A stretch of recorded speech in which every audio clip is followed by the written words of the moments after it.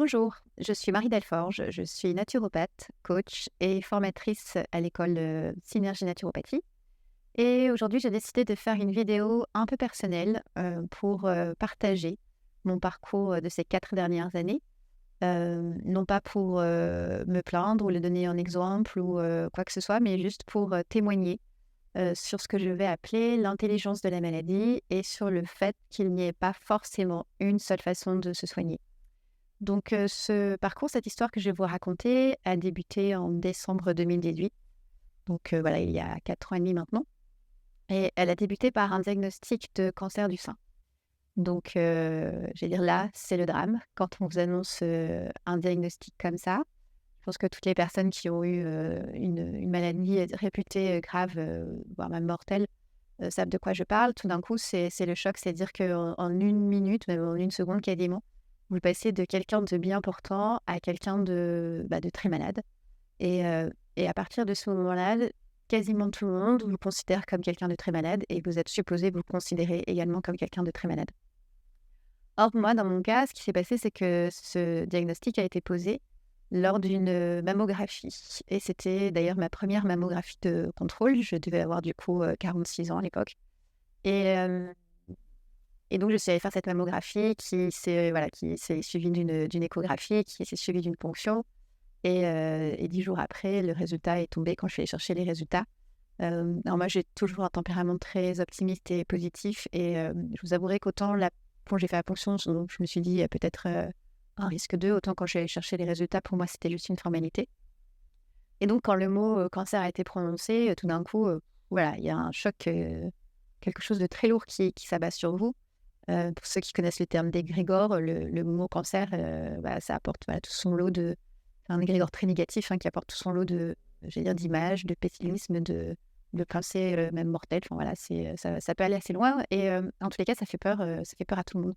Donc 1re anecdote par rapport à ça, c'est que le médecin qui m'a donné les résultats, dans la conversation me dit: «Mais de toute façon, vous allez pas retourner travailler là» et moi de lui dire: «Ben si, en fait, je suis exactement la même qu'il y a 5 minutes avant d'entrer dans le cabinet. J'étais partie pour aller travailler, en gros, il y a pas de raison que j'y aille pas» et là, je me suis rendu compte qu'on avait vraiment un deuxième cerveau au niveau du ventre parce que je vous assure que j'ai passé le reste de la journée, l'estomac complètement noué. Mais bon, là n'est pas mon propos. Mon propos, c'est que, j'ai été surprise très vite par différentes petites choses. Cette espèce de décognition mentale de: «Je me sens bien, mais tout le monde me dit que je suis malade». Voilà, c'est une chose qui m'a vraiment interpellée. Autre chose, le lendemain, j'ai vu ma gynécologue, en urgence, et je lui ai dit que je comprenais pas, que je me sentais bien et donc elle m'a expliqué que oui, c'était comme ça avec le cancer du sein, on se sent bien et c'est les traitements qui rendent malade. Bon, donc j'ai trouvé ça, voilà, en tous les cas, cette phrase, m'est restée et puis, autre élément, elle m'a dit de juste choisir, l'hôpital, dans lequel je voulais, avec lequel je voulais me faire suivre et elle m'a dit quelque chose du style: «Ensuite, vous n'avez plus à réfléchir, vous avez juste à suivre un protocole, ne vous inquiétez pas, c'est très bien fait». Donc moi qui suis plutôt, cérébrale, le fait de ne plus avoir à réfléchir, ça m'a interpellée aussi et puis, autre lieu, autre ambiance, arrivée, à l'hôpital quelques jours après pour faire tous les examens adéquats. Voilà, j'ai été surprise de voir qu'il y avait, très peu de prise en charge humaine finalement. Heu, je crois que le temps avec le chirurgien a dû durer, 20 minutes maximum. Très peu d'explications, très peu de place aux échanges. Après, je recrimine personne, hein, c'est le système, médical qui est comme ça. Je veux dire, j'incrimine peut-être le système, mais en tout cas pas les personnes, de façon individuelle et surtout aucune question sur moi. Voilà, sur mon hygiène de vie, sur ce que je mange, sur mon stress, sur comment je vais, donc j'ai vraiment eu ce sentiment très fort d'être, une maladie et pas une personne qui présente une maladie et en fait, à partir de ce moment-là, vous rentrez dans une case et en fonction des analyses, des résultats des examens, vous devez suivre un certain protocole et effectivement, on vous demande surtout pas de réfléchir, mais juste d'exécuter le protocole. Voilà. Alors je pense que c'est très bien et c'est très rassurant, et dans certains cas, même peut-être dans la majorité des cas, je sais pas, c'est probablement fort utile parce que du coup, la maladie est prise en charge. Donc ça, c'est une bonne chose. Le fait est que tous les cancers ne sont pas, je vais dire égaux, n'ont pas le même degré d'agressivité, le même niveau de violence et qu'il n'y a pas de prise en charge. Enfin, moi, j'ai pas ressenti en tous les cas une prise en charge graduée en fonction de ça. On m'a même dit que le cancer qui avait été diagnostiqué n'était pas agressif. Pour autant, je rejoignais le protocole. Voilà. Et il a fallu vraiment plusieurs semaines, plusieurs mois plus tard que au fur et à mesure, j'ai augmenté ma connaissance de cette maladie et j'ai pu poser des questions plus ciblées, plus pertinentes sur les analyses, notamment les résultats de la ponction. Et donc, on m'a clarifié les choses et on m'a dit qu'effectivement, oui, il n'y avait pas, finalement, dans mon cas, il n'y avait pas eu d'urgence à ce moment-là à faire les choses tout de suite et que je pouvais effectivement avoir le temps de réfléchir un peu. Et en fait, ça, c'est le premier constat, c'est que quand un diagnostic tombe comme ça, on vous met vraiment dans un état de sidération. C'est-à-dire que tout le monde panique et le corps médical en premier, c'est pas qu'ils paniquent parce qu'ils ont l'habitude, mais vont bien sentir que la prise en charge doit être immédiate et que sinon, vous encourez un risque très grave. D'ailleurs, donc j'ai décidé, moi, de ne pas suivre ce protocole. Et lors de la deuxième rencontre avec le chirurgien, ça va être 5-6 mois après, suite à notre rendez-vous, elle m'a envoyé une lettre en me disant qu'elle m'avait bien informé que je prenais un risque sur ma vie.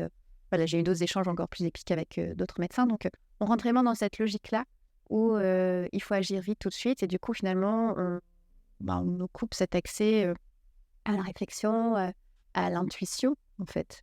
Et moi, j'ai voulu prendre ce temps-là. C'est-à-dire que ce diagnostic est tombé à un moment de ma vie où j'étais dans un changement professionnel qui s'annonçait. Et du coup, j'ai trouvé que le moment était vraiment, je qualifie ça d'opportun. C'est-à-dire qu'à un moment donné, je m'étais même dit dans ma tête, ce serait bien que je puisse avoir 6 mois devant moi. Voilà, j'avais un projet d'écriture de livre et ben, finalement, ça s'est arrivé. J'ai eu même plus que 6 mois. Donc, bref, tout ça pour dire qu'en fait, moi, quand ce diagnostic est tombé, je ne sais pas pour quelle raison, je ne saurais pas expliquer pourquoi, mais j'ai tout de suite eu l'intuition, le sentiment que cette maladie venait raconter quelque chose. En tout cas, venait me délivrer un message que je devais prendre en compte, en fait. Et comme dans mon cas, le protocole, c'était commencer par une mastectomie, peut-être naïvement, peut-être très inconsciemment, ma démarche était de me dire, mais si mon corps me rend service en m'apportant un message, c'est peut-être pas très juste. En tout cas, moi, je le sentais comme ça. C'est pas sympa de charcuter, quoi. Donc, si j'avais pu faire à l'époque une chirurgie conservatrice, probablement je l'aurais fait parce que je n'ai jamais été dogmatique non plus anti toute intervention. Voilà. Je séparais la chimio pour lequel je serais peut-être assez dogmatique, même si j'aime pas trop ce mot-là. Mais pour la chirurgie, non pas forcément. Mais simplement, voilà, je voulais pas arriver, je voulais pas arriver à cette extrémité-là. Et donc voilà, je disais, je ne sais pas exactement pourquoi. C'était cette réflexion-là de dire, ok, ça vient me délivrer un message, et aussi une intuition que c'était pas mon chemin, en fait. Et quand le diagnostic m'a été posé, très vite dans ma tête, je me suis dit non. En fait, non, c'est pas du tout ce que j'ai prévu pour ma vie. C'est pas le scénario que j'ai envie de jouer. Il y a une force en moi qui a vraiment refusé en bloc de rentrer dans ce scénario-là. Et je le développerai, je sais pas dans cette vidéo ou dans d'autres, mais je suis de plus en plus convaincue que nos pensées créent notre réalité. Et je pense que ce mur que j'ai mis, ce non, ce rejet, a joué aussi dans ce qui s'est passé par la suite. Donc, excusez-moi, je me disperse un peu, mais voilà, ça vient, c'est une vidéo spontanée, donc ça vient un peu au fil de l'eau. Donc, tout ça pour dire que une date d'opération avait été posée en février. Et donc, voilà, 1 mois et demi après, le délai était un petit peu long parce qu'il y a eu les vacances de Noël et tout ça. Et tant mieux pour moi, parce que ça m'a permis justement d'avoir ce laps de temps pour me retrouver, pour réfléchir. Et puis, il y a comme je vous disais, cette conviction qui vient de l'intérieur, je pense, profonde, qui a fait que très vite, sur Internet, je me suis renseignée sur comment guérir autrement. Sur les moteurs de recherche, guérir naturellement, guérir autrement. Alors, je vous ai dit en début de vidéo que je suis naturopathe et formatrice en naturopathie, mais à l'époque, pas du tout. Mais alors vraiment pas. Je travaillais pour tout vous dire à la Poste. J'étais longtemps directrice de la communication pour le département du Rhône, là où j'habite. Et puis, mon dernier poste, c'était de lancer l'activité de coworking du groupe La Poste sur Lyon. Donc, vraiment rien à voir avec ça. Mais quelques personnes, et notamment une amie proche, et puis voilà, quelques amis proches, m'ont mis sur la piste il pourrait y avoir une autre voie. On m'a envoyé des liens, des vidéos, des choses, et sans le savoir, parce que je ne connaissais pas vraiment la naturopathie à l'époque, enfin je connaissais de nom, mais pas exactement la philosophie, qui est sous-tendu par la naturopathie. Mais donc comme ça, sans vraiment le savoir, je suis tombée complètement en phase avec cette philosophie. C'est-à-dire que j'ai entendu des vidéos de gens qui expliquaient que le corps avait la capacité de s'auto-guérir, que l'état naturel de tout le monde, c'est la santé, et que si on le laisse agir, eh bien, il va avoir cette force de vie, cette force de guérison en nous, qui va faire qu'il va pouvoir voilà, se retrouver à l'équilibre. Et j'étais vraiment séduite par cette philosophie, ça a fait sens. Voilà, je pense qu'intuitivement, je me suis dit, bah oui, ça me paraît juste logique et juste cohérent. Et donc, j'ai voulu commencer par ça. Et donc, ma logique, ça a été de dire, bah, puisque mon corps est intoxiné, puisque j'ai pu développer un cancer, puisque je ne crois pas que ça s'attrape par hasard. Voilà, après, il y a aussi la couche émotionnelle, mentale, je vais y revenir après, mais déjà, ne serait-ce qu'au niveau physique, physiologique, puisque mon corps était dans des conditions pour développer cette maladie, il l'a développé au sein, il pourrait le développer ailleurs, je vais le nettoyer en profondeur. Et donc, comme parallèlement, j'ai annulé du coup l'opération qui était prévue en février, j'ai eu besoin de poser un acte fort, euh, j'allais dire presque en compensation en fait, puisque je trouvais que c'était quand même un acte assez violent, assez fort violent notamment pour mon entourage, enfin, un acte fort vis-à-vis de la société quoi, et du corps médical d'annuler l'opération. Du coup, j'ai voulu poser au regard, j'avais besoin pour moi avant tout de poser un autre acte fort et donc voilà, j'ai fait un jeûne long. Au départ, j'hésitais entre un jeûne et une cure de Bruce. C'est une cure spéciale anti-cancer. Et puis, comme j'ai souvent du mal à choisir, je me suis dit, bah, je vais faire moitié l'un, moitié l'autre. La cure de Bruce, c'est 42 jours. Je vais faire 21 jours de jeûne et 21 jours de cure de Bruce. Et puis finalement, comme le jeûne, je le supportais bien, je l'ai continué au-delà des 21 jours et j'ai jeûné pendant 32 jours. Donc ça, c'est absolument pas recommandé. Hein, si c'était à refaire, je ne le ferai pas dans ces conditions-là. J'ai été accompagnée, mais je pense pas suffisamment. J'étais probablement pas suffisamment préparée. Et ça, c'est un autre point de cette vidéo, c'est que quand on vous met comme ça en état de sidération, en état de choc, je pense qu'on perd quand même sa capacité de discernement. C'est-à-dire qu'il y a une telle urgence à agir que, bah voilà, pour moi, il y avait une urgence à agir de la sorte et sans le temps de préparation adéquate. Si c'était à refaire, j'aurais peut-être jeûné d'abord voilà, 5-6 jours, puis un peu plus longtemps. Enfin, voilà, j'aurais fait les choses par étapes, j'aurais probablement consulté différentes personnes. Enfin voilà, ça c'est une parenthèse dans l'histoire. En tous les cas, pour moi, ça s'est bien passé. Mais je pense que voilà, c'est en tous les cas par modèle. Je ne témoigne pas ici sur toute la vidéo comme modèle, je témoigne juste, mon objectif c'est juste de montrer qu'on peut faire autrement et peut-être donner de l'espoir et de l'écho à des personnes qui se posent des questions sur, sur ce qu'elles veulent faire de leur corps, sur la façon dont elles veulent être soignées. Parce qu'il y a quand même un constat, c'est que les médecins, en tous les cas, dans ce type de maladie, encore une fois, je ne parle pas non plus dans le cas général ou pour tout le monde, mais en tous les cas, personnellement, je n'ai pas eu le choix. Et encore aujourd'hui, je n'ai pas le choix de comment je veux me soigner. Voilà, on rentre dans un protocole et puis il y a juste à dire oui. J'ai voulu l'aménager. J'ai vu en tout 4 chirurgiens différents. J'ai essayé de sonder quelles étaient mes possibilités, voir si on pouvait déroger à ce protocole et avoir justement une chirurgie conservatrice et pas totale, mastectomie. Et je me suis confrontée à des médecins qui, pour le coup, étaient dogmatiques. Et c'est uniquement le 4e qui m'a donné une explication que j'ai totalement bien compris. Et du coup, voilà, ça m'a apaisée par rapport à ça. Mais on va dire que les 3 premiers, non, pas d'explication et plutôt même dans la menace. C'est-à-dire, mais si vous ne faites pas ça, vous êtes en danger de mort et le temps passe et peut-être vous êtes même plus opérable. Enfin voilà, c'est quand même des paroles qui sont, oui, quand même assez violentes, en tous les cas, qui nous atteignent, hein, moralement. Il faut vraiment être, j'allais dire pas savoir ce qu'on fait, mais être ancré, voilà, être bien ancré pour pouvoir affronter le corps médical par rapport à ça. Et j'ouvre une autre parenthèse, c'est que j'ai eu la chance quand même dans ce parcours médical d'être suivie justement par mon médecin traitant, qui, tout en essayant de me ramener vers le chemin de l'hôpital, m'a quand même laissé l'espace et le temps pour prendre mes décisions, pour me soigner comme je l'entendais. Donc voilà, merci, elle se reconnaîtra si elle regarde ma vidéo. Et j'ai été soutenue aussi par une deuxième personne, et ça c'est très très important. Un autre point très important, c'est l'entourage proche. Et j'ai la chance d'avoir un compagnon qui me soutient, quelles que soient mes décisions, et notamment celle-ci. Et je le remercie aussi du fond du cœur parce que je n'imagine pas qu'une aventure comme ça soit possible en vivant avec quelqu'un qui a peur pour vous. Je l'ai vécu avec d'autres parents proches, mais pas sous le même toit que moi. Et, c'est normal qu'ils aient peur, en fait. Les gens ont peur pour vous parce que je suis sortie des sentiers battus et je pense que probablement j'aurais eu la même réaction pour d'autres personnes. Et du coup, cette peur-là, c'est difficile, on ne peut pas la gérer, en fait, parce qu'on doit déjà gérer ses propres peurs. Et du coup, on peut facilement être envahi et pollué par les peurs des autres.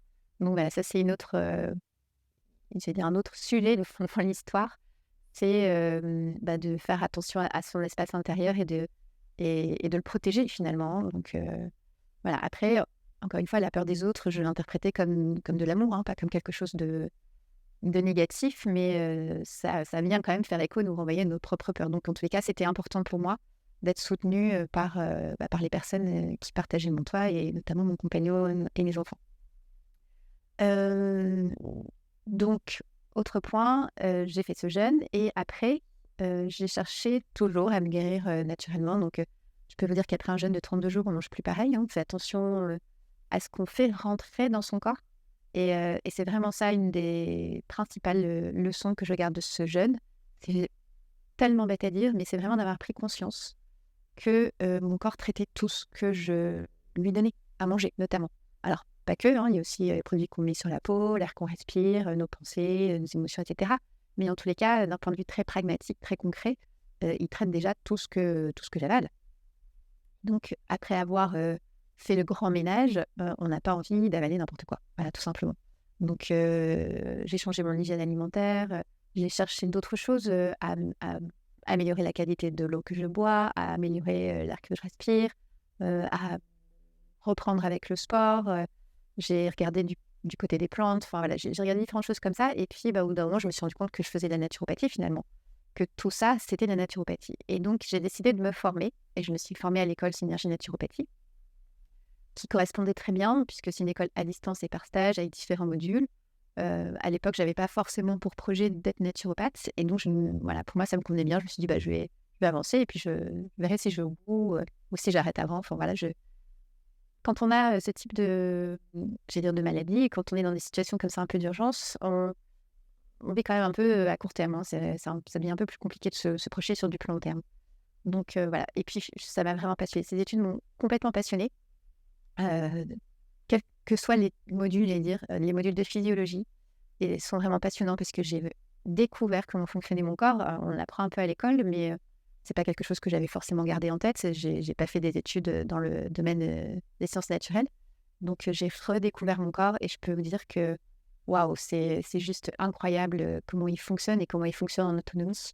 Quel que soit le système qu'on considère, respiratoire, urinaire, nerveux, endocrinien, enfin, c'est toute une machinerie en fait qui est très subtile et qui se coordonne, voilà, les systèmes se coordonnent les uns avec les autres. Bon, bref, c'est encore un autre sujet sur lequel je partagerai probablement. Les modules aussi sur les techniques naturopathiques étaient pour moi très intéressants puisque du coup, je pouvais mettre en application certains conseils, certaines techniques. Et voilà, c'était chouette. Donc finalement, je suis allée comme ça jusqu'au bout de la formation et comme j'étais bien congruente et que j'ai aussi, voilà, j'étais aussi bonne élève, hein. J'étais motivée et investie dans cette formation. Le hasard qui est censé ne pas exister fait bien les choses. Et donc, peu de temps après avoir eu l'attestation de naturopathe, l'école m'a proposé de reprendre l'antenne de Lyon. Donc, ma vidéo s'appelle, et je vous l'ai dit en démarrage, l'intelligence de la maladie. On voit bien ici que finalement, cette maladie m'a conduit à un changement de vie radical. Voilà, je suis passée d'un statut de salarié, j'étais même fonctionnaire. Alors certes, sur des métiers qui m'intéressaient, hein, j'étais pas mal dans mon travail, mais je cherchais du sens. Ça faisait quelques années que je cherchais à avoir plus de sens. C'est aussi pour ça que je voulais écrire. J'avais commencé à faire des petites choses à côté, à me former au coaching. Je m'étais formée au Reiki. Enfin voilà, je sentais il manquait quelque chose. Et finalement, cet accident de parcours m'a mis sur la voie. Et m'a mis, je pense, sur la voie qui est la mienne, puisque on voit bien après que la route s'est ouverte, en fait.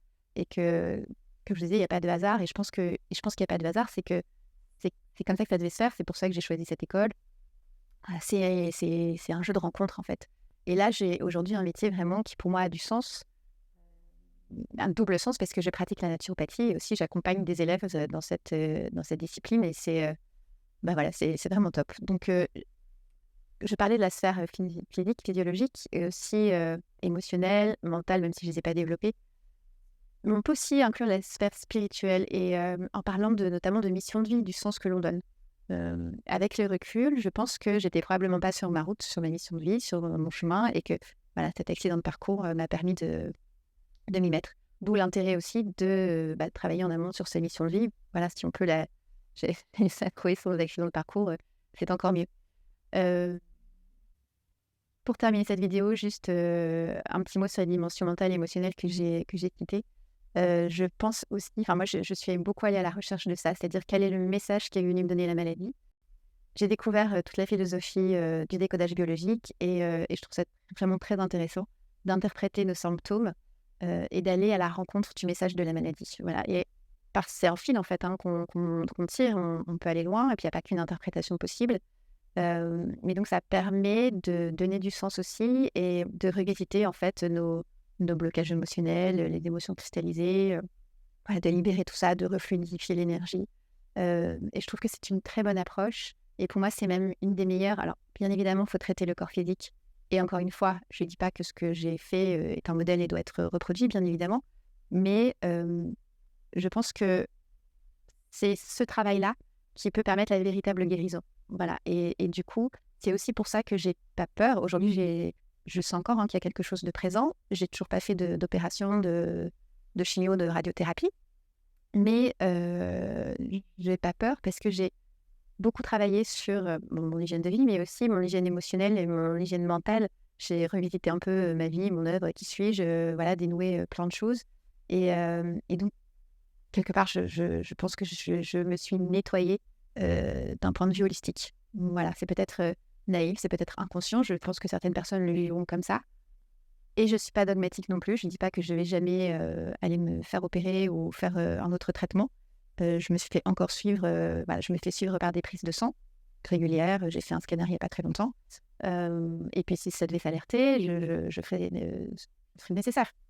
Mais je pense que tout ce travail-là aussi m'a permis de me reconnecter avec mon corps et mon intuition et que tant que je ne me sens pas malade, c'est que je ne suis pas malade. Voilà, je pense que s'il y avait urgence, j'aurais un petit warning, même si c'est pas des douleurs physiques, hein, mais un sentiment de malaise, de mal-être, bah, des peurs justement qui reviennent. Je crois beaucoup dans ce faire confiance dans la vie, faire confiance dans son corps, faire confiance dans son intuition. Voilà, et je fais ce témoignage aussi parce que quand j'étais dans cette recherche, cette démarche initiale, j'ai trouvé très peu d'éléments, très peu d'informations. J'ai vu deux, trois personnes peut-être qui ont parlé, qui faisaient des vidéos sur YouTube ou peut-être un peu plus, mais c'est quand même très léger. Et du coup, voilà, je témoigne pour ceux qui en auraient besoin. Je pense créer un groupe là, incessamment sous peu qui s'appellera l'intelligence de la maladie. Donc, si certaines personnes parmi ceux qui suivent cette vidéo veulent y participer et ajouter leur témoignage, eh ben, soyez les bienvenus. Et puis voilà, merci pour votre écoute et peut-être à bientôt pour de nouvelles vidéos.